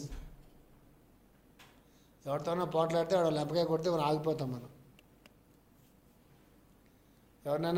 ఎవరితోన్నా పోట్లాడామనుకోండి, ఏదైనా ఎవడు బలవంతుడో రెండో వాడిని వాడు ఒక లెంపకాయ కొడితే రెండో వాడు ఆగిపోతాడు, లేకపోతే ఆ మధ్యలో ఎవరో వచ్చి ఆపుతారు, ఏదో ఉంటుంది. ఇంటర్నల్ సంఘర్షణ.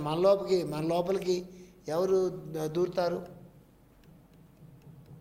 మనలోకి ఎవరు దూరలేరు కదా. మనలోకి దూరే సంఘర్షణ మనం ఆఫ్ చేసుకోవాలి. అది చాలా డేంజరస్. అది చెప్తున్నారు అక్కడ. చెప్పి మామూలుగా మనం జీవిస్తున్నప్పుడు కూడా జీవితమే కానీ అందులో సంఘర్షణ ఉంటుంది, దాన్ని బంధం అంటారు. నీవు చేయవలసింది నీ కర్తవ్యాన్ని నిర్వహించడమే. నీవు ఒప్పుకున్నా ఒప్పుకోకపోయినా నీవు ప్రపంచానికి ఏదో ఒకటి చేయాలి. ఈ దివ్యమైన జ్యోతిషశాస్త్రం వల్ల మనకి ఈశ్వరుని కీర్తించే సామర్థ్యం వస్తుంది. చేసే పనిలోని మాధుర్యం తెలుస్తుంది. కర్మలు మనల్ని ఏమాత్రం బంధించని స్థాయికి మనం ఎదుగుతాము. క్రీడాకారుడు తన ఆడే ఆటని నేను ఆడక తప్పదు అనుకుంటూ ఆడితే అది ఆట కాదు, ఒక ఖైదీ చేసే పని అవుతుంది. కర్మలు మనల్ని బంధించే స్థాయి నుండి కర్మలని ఒక ఆటగా చూసే స్థాయికి మనం ఎదుగుదాము. మాస్టర్ గారి టీచింగ్స్లోని బ్యూటీ అది. నాకు తెలిసి ఎవరు ఇంత అందంగా చెప్తారని నేను ఇంగ్లీష్లో ఎక్స్ప్రెషన్ ఇంకా చాలా బాగుంటుంది. ఇంగ్లీష్లో చెప్పుకుందాం మన లెసన్స్ వీలైతే. ఆ ఎక్స్ప్రెషన్ చాలా అందంగా ఉంటుంది. మీరు ఎప్పుడైనా పెద్ద ప్లేయర్స్ ఉంటారు, టెండూల్కర్ లాంటి ప్లేయర్స్, చాలా పెద్ద ప్లేయర్స్ ఉంటారు. వాళ్ళ ఇంటర్వ్యూస్ అవి ఎప్పుడైనా చూసినప్పుడు, వాళ్ళతో మాట్లాడడానికి కుదరదు. ఇంటర్వ్యూస్ చూసినప్పుడు వాడు సెంచరీ కొడతాడు, అందరూ చప్పట్లు కొడతాడు.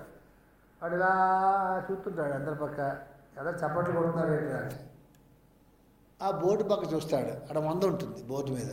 ఓహో నీ సెంచరీ కొట్టారు కదా అంటుంటాడు. అంటే వాళ్ళు ఏం చెప్తారు అడిగితే, ప్రతి బాలు నాకు ఫస్ట్ బాల్ అన్నట్టుగానే ఆడతాను సుమా అని చెప్తాడు. 70లో ఉన్నానా, 60లో ఉన్నానా, 80లో ఉన్నాను కాకుండా ప్రతి బాలు నాకు ఫ్రెష్గానే వస్తుంది అనుకుని ప్రతి బాల్ నేను ఫ్రెష్గా ఆడతాను. అట్లా రన్స్ వస్తూ ఉంటాయి, నేను రన్స్ మీద దృష్టి పెట్టాను. నేను చూస్తే టెన్షన్ వస్తుంది కట్టను. ఎప్పుడో 100 అయ్యేటప్పుడుగా చప్పట్లు కొట్టి 100 అయిందా అనుకుంటాను నేను సుమా అని చెప్తాడు. వాడు చెప్పింది పక్కన పెట్టండి. అట్లాగా గేమ్ లాగా ఆడాలి. గేమ్ని ఒక బాధ్యతలాగా ఆడకూడదు. ఆడకపోతే మళ్ళీ నాకు ఎలా ఉంటుందో అని ఆడకూడదు. దీన్ని ఏమంటారు తెలుసా, న్యాచురల్ ఇన్స్టింక్ట్ అంటారు. మనకు కూడా జీవితంలో మనకంటూ ఒక జీవలక్షణం ఉంటుంది. అంటే జీవలక్షణం అనేది చాలా పెద్ద మాట అనుకోండి. యాక్చువల్గా అది దాని మీద మన జీవలక్షణంలో మనకు చాలా కన్ఫ్యూజన్ ఉంటుంది. నాకు చిన్నప్పుడే కన్ఫ్యూజన్ మొదలవుతుంది, ఎడ్యుకేషన్తోనే కన్ఫ్యూజన్ మొదలవుతుంది. వాడు ఇంజనీర్ అయిపోయాడు, మనం అయిపోతే బాగుంటుంది. అమ్మమ్మ ఇంజనీరింగ్ ఈ మధ్య బాగాలేదు, ఉద్యోగాలు రావట్లేదు. డాక్టర్ అయితే చాలా బాగుంటుంది, ఎవర్ గ్రీన్, అది అలా ఉంటూనే ఉంటుంది, ఇది బాగుంటుంది. అమ్మ ఈ మధ్య ఉద్యోగాలు రావట్లేదు, ఏమైతే బాగుంటుంది, ఇప్పుడు లేటెస్ట్ ఏం నడుస్తుంది, ఇంకేదో అయిపోతే క్లౌడింగ్ అయితే బాగుంటుంది, అది ఎంత అంటే అది లేదు ఇదంతా అయిపోయింది, ఇంకేదో బాగుంటుంది, ఆర్టిఫిషియల్ ఇంటెలిజెన్స్ అయితే బాగుంటుంది. అక్కడ వచ్చాక అది పోతుంది, 4 years పోయింది. ఇట్లా లైఫ్ అంతా డైలమాలో బతుకుతూ ఉంటారు. లైఫ్ అంతా డైలమాలో బతుకుతుంటారు. చిన్నప్పుడే మొదలవుతుంది కన్ఫ్యూజన్ లైఫ్లో. మనకి జీవలక్షణం దాకా ఎక్కడికి వెళ్ళిపోతాం మనం. అది లైఫ్ని మనం జీవించడం అవదు మనకి. అది మాస్టర్ గారు ఎంత బాగా చెప్తున్నారు చూడండి. నువ్వు చేయవలసినది నీ కర్తవ్యాన్ని నెరవేర్చడమే. ఇది ఈజీనా? పెళ్లి చేసుకుని 25 years అయిపోద్దండి ఇద్దరు పెళ్లి చేసుకుని. 40-50 years అయిపోద్దండి పెళ్లి చేసుకుని. అందరూ కాదు, కొన్ని ఎగ్జాంపుల్స్ చెప్తాను మీకు నేను. పిల్లలు పుట్టి వాళ్ళు కూడా పెళ్ళి అయిపోతాయండి. ఆయన్ని నా కర్మగాలిని పెళ్లి చేస్తున్నాడు అంటుంది. ఆయన ఈవిడ్ని నా కర్మగాలిని పెళ్లి చేస్తున్నాడు అంటాడు. పెళ్ళి అయిపోయింది, పిల్లలు పుట్టారు, పిల్లలకి పిల్లలు పుట్టారు, ఇలా మామ తాత అయిపోయారు. అయినా నా కర్మగాలిని పెళ్లి చేస్తున్నాడు. ఉద్యోగంలో జాయిన్ అవుతాడు, ఇల్లు కట్టుకుంటాడు, కారు కొనుక్కుంటాడు, అన్నీ బాగుంటాయి. నా కర్మగాలి ఉద్యోగం చేస్తున్నానంటాడు. ఏడుస్తూ ఉద్యోగం చేస్తూ ఉంటాడు, డబ్బులు పుచ్చుకుంటూ. ఎవరో గురుగారి ద్వారా శిష్యుడిగా చేరతాడు. పక్కన ఒక గురుగారు ఉన్నారు, ఆయన గడ్డాలు పొడుగ్గా ఉన్నాయి. ఆయన దగ్గర మనుషులు ఎక్కువగా ఉన్నారు. ఆశ్రమం చాలా పెద్దగా ఉంది. శిష్యులు ఏవో లక్షల మంది, కోట్ల మంది ఉన్నారు. నా కర్మగాలి ఈ గురువు దగ్గర పడ్డాను, ఆయన దగ్గర పడితే అనుకుంటాడు. అక్కడ పోవచ్చుగా, ఆయన రానివాడు, వీడిని పట్టించుకోడు. పిల్లలు పుడతారు, ఏదో వాళ్ళు చదువుకుంటారు పాపం, అదే ఏ డిగ్రీలో లేదా చదువుకుని వాళ్ళు బాగానే ఉంటారు. ఒరే ఆయన చూడరా పక్కింటి వాడిని, వాడు ఫారెన్ వెళ్ళాడురా, నీ ముఖం ఏం వెళ్ళారా అని చెప్పి జన్మ అంతా పిల్లల్ని అలా తిడుతూనే ఉంటారు. ఆ పిల్లవాడు కావడాకన్నా తెలివైనడు అయ్యండి, నా బోటాడు అయ్యండి. ఆ పక్కింటి ఆయన చూడు, ఆయన ఐఏఎస్ అయ్యాడు, నీ ముఖాన్ని గుమస్తాయో సిగ్గులేదని అడుగుతాను నేను. తిరుగుతాడు ఏమడు కానీ అలా కంపేర్ చేస్తుంటే, ఆ పక్కింటి ఆయన చూడు ఐఏఎస్ ఆఫీసర్ అయ్యాడైనా, నువ్వేంటి ఇలా గుమస్తాయి పిచ్చి మాటలు మాట్లాడుతాం, అడగమా? మీరు అడగనుకోండి, నేను అడుగుతాను. అయితే ఏం చెప్తాను మీకంటే, ఇది కర్తవ్యం నిర్వహించడం కాదు. ఇది అడ్వాంటేజ్ తీసుకుని దాంతో బతుకుతూ దాంతో అన్నీ సంపాదించుకుని అన్నీ చేస్తూ కూడా చాలామంది ఎప్పుడు అన్హ్యాపీగా ఉంటారండి.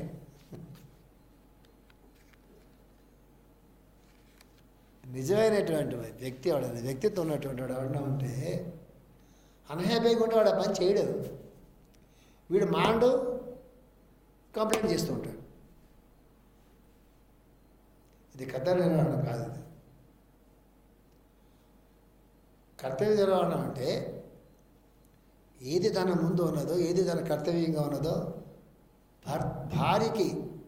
భారీగా ఉండడం కర్తవ్య నిర్వహణ, భర్తకి భర్తగా ఉండడం కర్తవ్య నిర్వహణ, ఈ భర్త తండ్రి అయిన తర్వాత తండ్రిగా ఉండడం కర్తవ్య నిర్వహణ.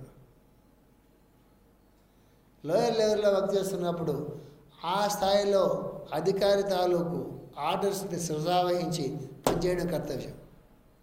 ఈయనే బాస్ అయినప్పుడు, తన కింద ఉన్నప్పుడు ఏ ఇబ్బందులు అయితే తను పడ్డాడో, ఏవైతే తన కంప్లైంట్స్ ఉన్నాయో, తన బాస్ అయిన తర్వాత అవన్నీ తను సెటరేట్ చేసుకుని తన కింద వాళ్ళని తన పడేటటువంటి బాధలు పడకుండా చక్కగా అందరినీ వాళ్ళని ప్రేమగా బాధ్యతగా ఒక కన్స్ట్రక్షన్లో పెట్టి పనిచేయడం అనేటటువంటిది బాసుగా ఆయన కర్తవ్యం. చీఫ్ మినిస్టర్ అయినా, ప్రైమ్ మినిస్టర్ అయినా, ఒక సైంటిస్ట్ అయినా, ఒక డాక్టర్ అయినా, ఒక ఇంజనీర్ అయినా, ఎవరైనా, భార్య అయినా, భర్త అయినా, కొడుకైనా, కోళ్ళైనా,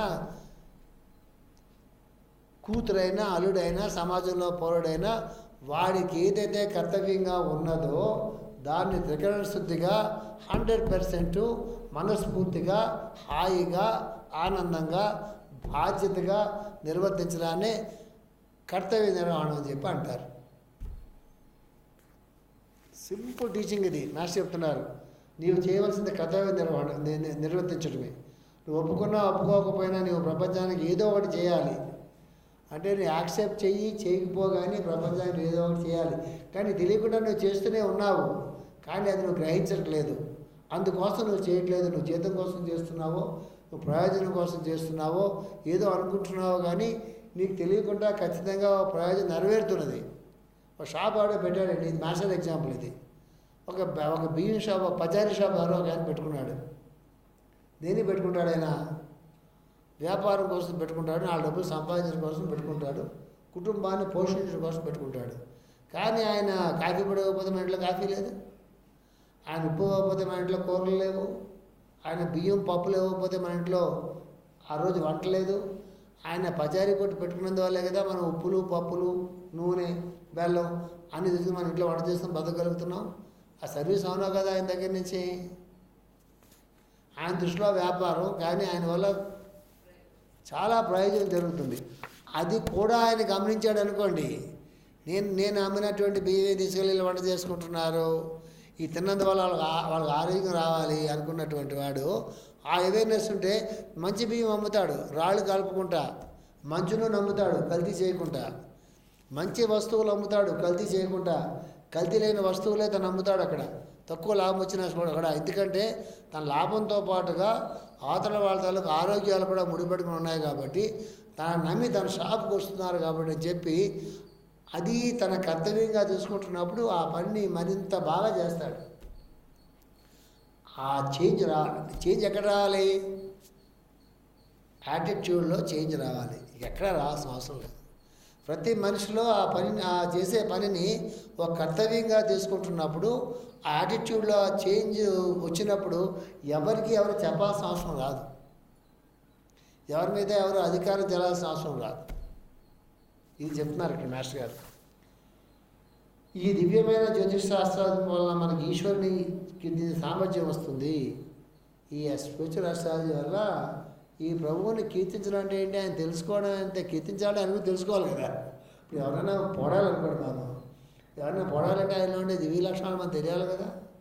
సృష్టి అంటే ఏంటి, భగవంతుడు ఏంటి, సృష్టి నిర్వహణ ఎట్లా జరుగుతున్నది, ఇవన్నీ తెలిస్తే కదా ఆయన మనం కీర్తించగలుగుతాం.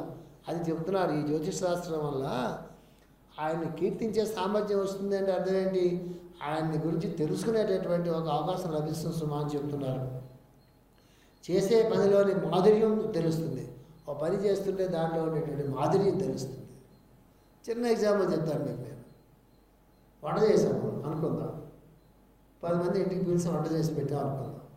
చాలా చక్కగా వంట చేసి పెట్టాము, చాలా రుచిగా వంట చేసి పెట్టాము, చాలా ప్రేమతో వంట చేసి పెట్టాము. రుచి కన్నా ముందు ప్రేమ ఉండాలి వంట చేసి పెట్టాము. ఈ అందరూ వస్తున్నారు ఇంటికి, పడి తింటారు, ఎవరైనా వంట చేయాలా, హోటల్ని తెప్పించి పడేద్దాం ఇలా అనుకున్నాం అనుకోండి, రుచిగా ఏముంటుంది అది. అదే మీరు చారు అన్నం పెట్టండి, పప్పు చారు అన్నం పెట్టండి, దీన్ని పచ్చడేసి ప్రేమతో చేయండి, దాంట్లో పెరిగేయండి. వాళ్ళు అప్రయత్నంగా చాలా బాగుందమ్మా అంటారు. అంచేత మనం ప్రేమతో చేసాం, అది బాధ్యతతో చేసాం. అది అంచేత చేసే పనిలో మాధుర్యం తెలుస్తుంది. అంటే ఎప్పుడు కూడా మనం చేసే పని ఎంజాయ్ చేయాలండి, ఎంజాయ్ చేసి ఆ పని చేయాలి. అది దానికి చాలా అద్భుతమైన ఎగ్జాంపుల్స్ చెప్తారు మాస్టర్ గారు.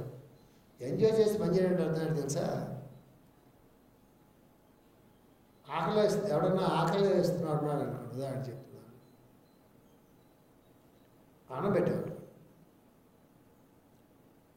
వాడు అన్నం తిన్నా మొట్టమొదటి ముద్ద తిని వాడు గ్లాసుతో నీళ్ళు తాగి, లేకపోతే మొట్టమొదటి ముద్ద తినగానే ఆకలి బాగా ఆకలితున్నాడు కదా, వాడు తినగానే వాడు ముఖంలో చూస్తే మీరు తృప్తిగా అనిపిస్తుంది, ఆనందంగా అనిపిస్తుంది. అది మాధుర్యం అంటే.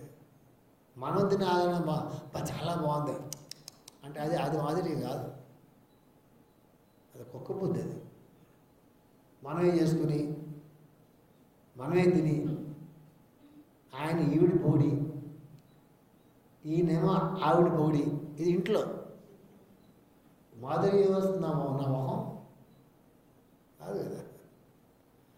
మాస్టారు ఉత్తర రామచరిత్రంలో లెక్చర్లో ఒక మంచి ఎగ్జాంపుల్ చెప్తారు. ఏంటి తెలుసా ఎగ్జాంపుల్?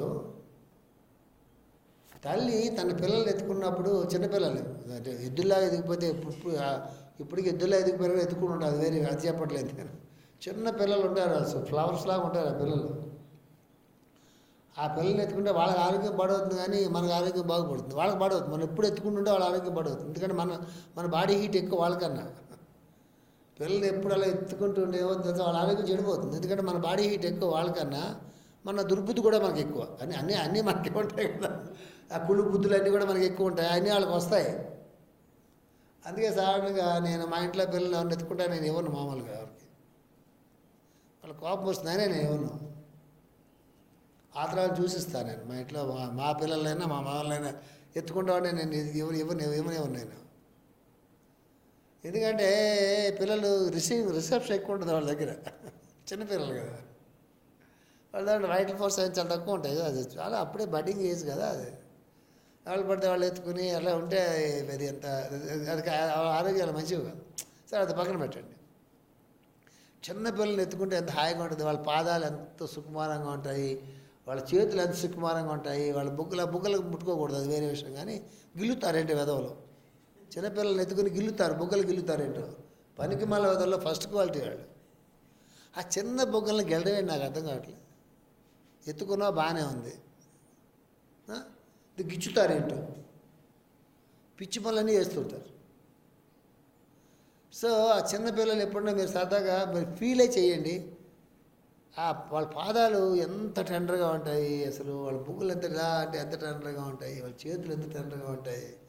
అసలు ఆ బాడీ ఎరుపు తెలుపు నలుపు అని కాదు, అసలు ఆ ఫీల్ ఎంత బాగుంటుంది చూడండి. తల్లి పిల్లల్ని ఎత్తుకున్నాడు, అది గొప్పది కాదట చెప్తారు మాస్టర్ గారు. తన భర్త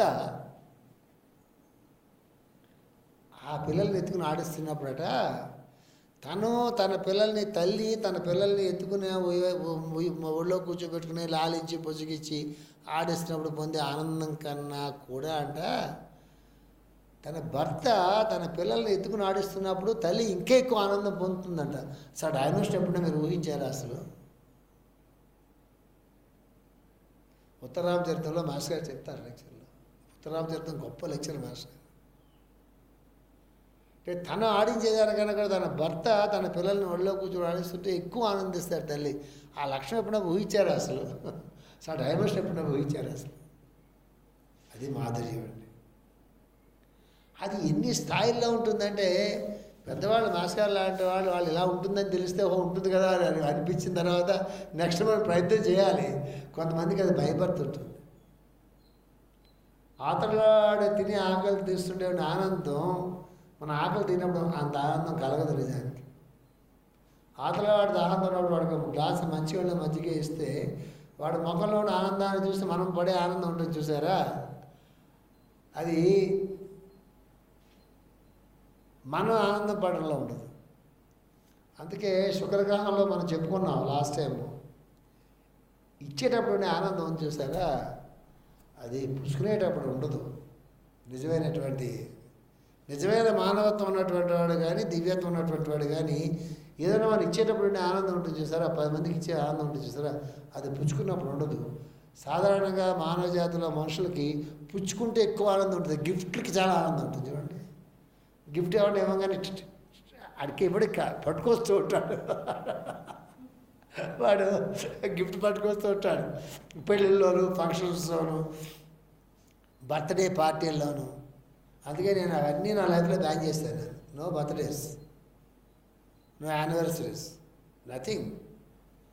అందరూ పట్టుకొస్తారు, అంతమందికి మళ్ళీ రీపే చేయాలి. ఎవరికి కావాలి అదంతా? జీవితంలో నా టైం అంత ఇన్వాల్యుబులా నాకు తెలియగలుగుతున్నా, ఏం పని లేదా?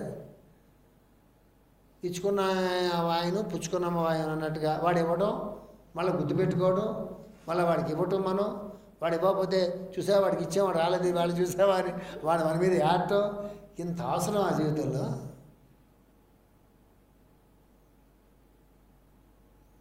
మీరు మొబైల్స్ ఆఫ్ చేస్తే చాలా బాగుంటుంది. మొబైల్స్ పైకి ఇసిరేస్తాను అయితే నేను. మొబైల్ ఆఫ్ చేయండి. మొబైల్ చూసుకోవాల్సుకుంటే పైకి వెళ్ళి మొబైల్ చూసుకోండి.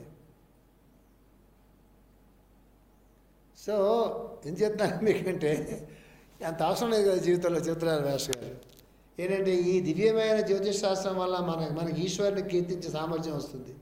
చేసే పనిలోనే మాధుర్యం తెలుస్తుంది. కర్మలు మనల్ని మాత్రం ఏమాత్రం బంధించిన స్థాయికి మనం ఎదుగుతాము. అంటే మనం చేసే పనులు మనం ఎప్పుడూ కూడా బంధించకూడదు. కొన్ని ఇన్విటబుల్ అయిపోతాయి. అంటే ఇక్కడ ఈ టీచింగ్ చాలా గొప్ప టీచింగ్ ఇది. మనం అనుకుంటాం మనం మంచి పనులు చేస్తున్నాం కదా, అవి మనల్ని బంధించమని మనం అనుకుంటాం. ఎందుకు బంధించవు? ఖచ్చితంగా బంధిస్తాయి. అవి మనకి గుదు బంధంలా కూర్చుంటాయి. అసలు వాడికి చచ్చిపోతుంటాడు. అసలు వాడు ప్రతిరోజు గుడికి వెళ్ళాలని పెట్టుకుంటాడు. బాగానే ఉంది. ఒకరోజు గుడికి వెళ్ళాలని కుదరదు, ఇంట్లో ఆడుకో, ఇంట్లో బాగదు. ఆడంటుంది కొంచెం ఏం చూసుకోండి, నేను వేరే పని చూసుకుంటా అంటుంది. ఒంట్లో బాగాలేదు, నీ గుడికి వెళ్ళలేదు, నీ ఒంట్లో బాగాలేదు, నీ గుడికి వెళ్ళలేదు, నీ ఒంట్లో బాగాలేదు, నీ గుడికి వెళ్ళలేదు.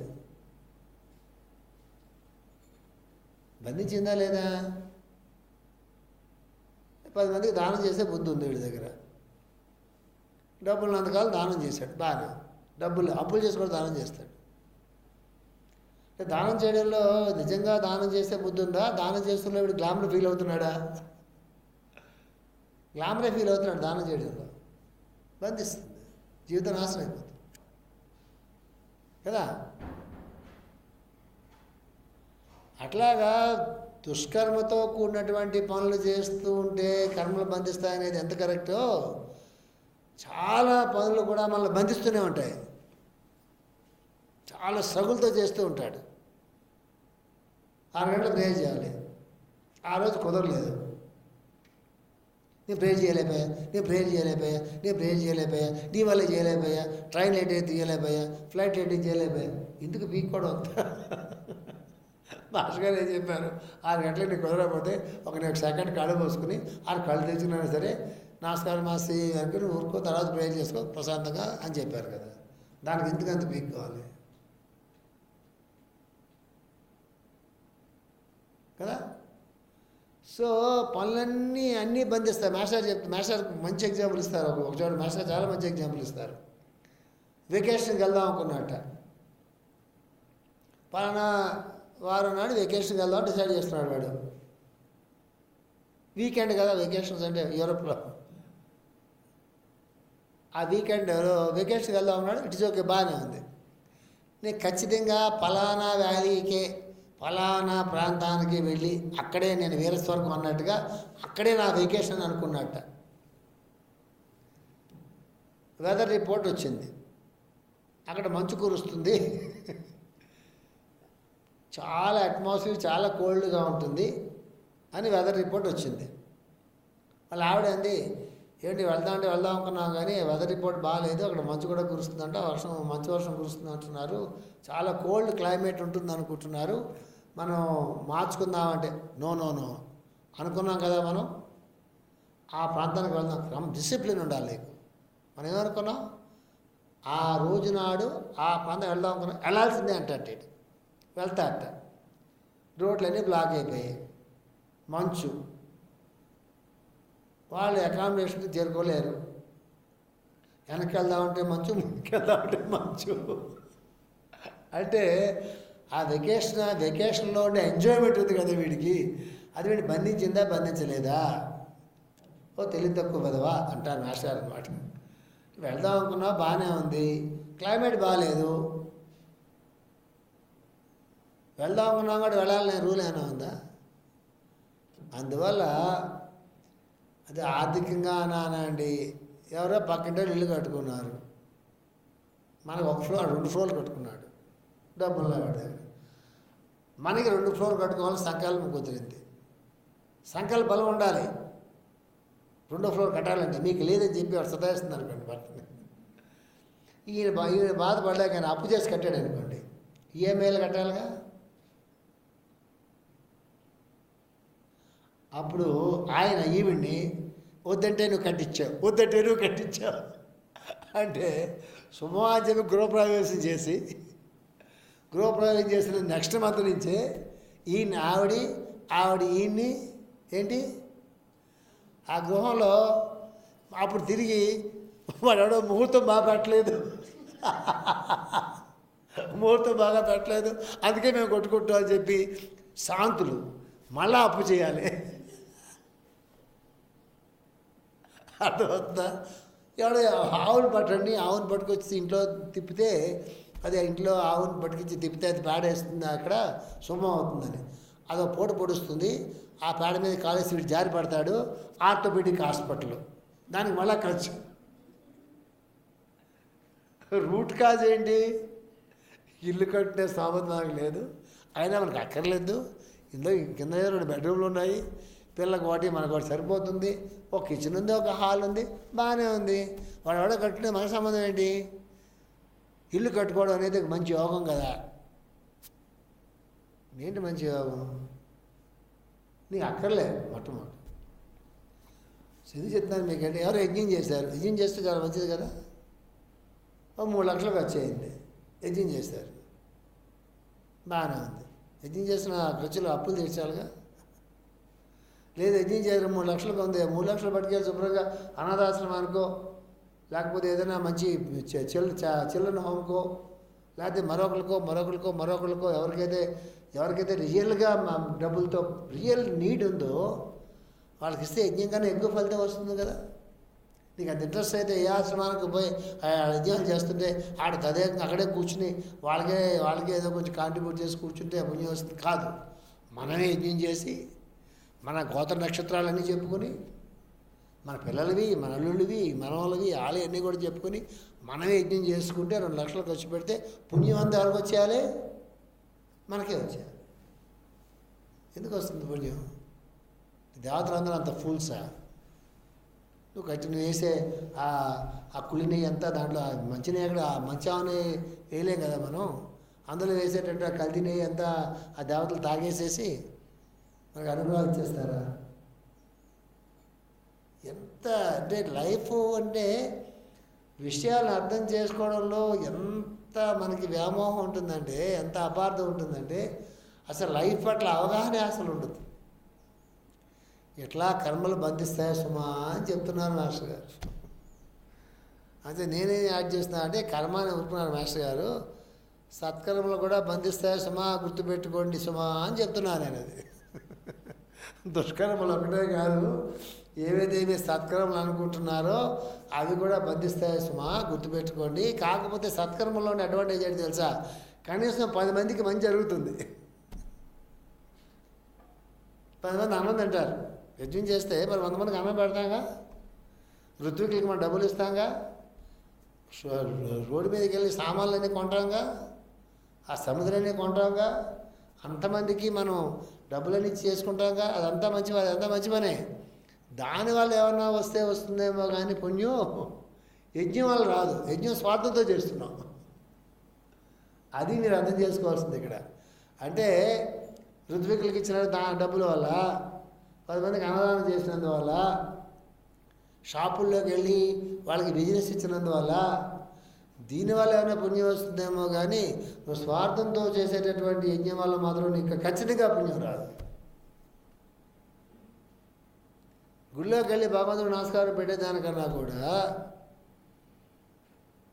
ఏదో వస్తుందో అనే భావన కన్నా కూడా, గుడి చుట్టూరా చుట్టుపక్కల ఎవరైతే అన్నం లేనటువంటి వాళ్ళు, బట్టలు లేనటువంటి వాళ్ళు, చదువు లేనటువంటి వాళ్ళు, ఎవరికైతే అవసరం ఉంటుందో వాళ్ళకి నువ్వు సహాయపడడం వల్ల నీకేమన్నా ఒక మంచి జరుగుతుందేమో తప్ప గుళ్ళోకి వెళ్ళి నాకేమిస్తావు అని చెప్పి ఆ సతాయిస్తే మాత్రం ఏం రాదు. ఇది యోగంలోకి వెళ్ళేటటువంటి వాడికి ఈ పరివర్తనం అనేది వస్తుంది, గుర్తుపెట్టుకోండి. భక్తిలో నుంచి భక్తి యోగంలో నుంచి రాజయోగంలోకి, ఆ క్రియాయోగంలోకి, లేకపోతే ఈ నిజమైన యోగంలోకి మన జర్నీ ముందుకు వెళ్తున్న కొద్దీ నేను ఏ స్టెప్స్ అయితే మనం చెప్పుకున్నామో ఆ చేంజ్ అంతా వస్తూ ఉంటుంది. దాన్ని మనం గమనించుకుంటూ ఉండాలి. ఈ చేంజ్ అనేది నాలో వస్తున్నదా రావట్లేదా అనేది గమనించుకోవాలి. దానికి ఏంటి మీ కొలబద్ద?